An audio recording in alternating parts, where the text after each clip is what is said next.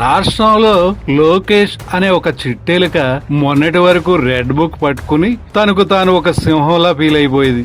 చివరికి ఇప్పుడు ఆ చిట్టెలుక తన బొరియలోనే బొక్క బోర్లా పడి ఫ్రస్ట్రేషన్ తో కొట్టుకుంటుంది. పాపం ఆ చిట్టెలుక్కి మన ప్రగాఢ సానుభూతి తెలియజేద్దాం రండి.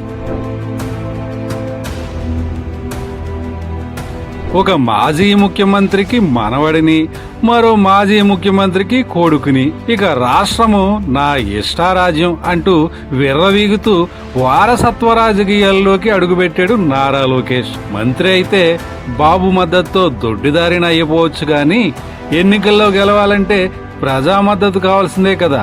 ఆ ప్రజల మద్దతు లేకే మంగళగిరిలో ఓడిపోయాడు లోకేష్. అప్పటి నుంచే లోకేష్ లో నేను రాజకీయాల్లో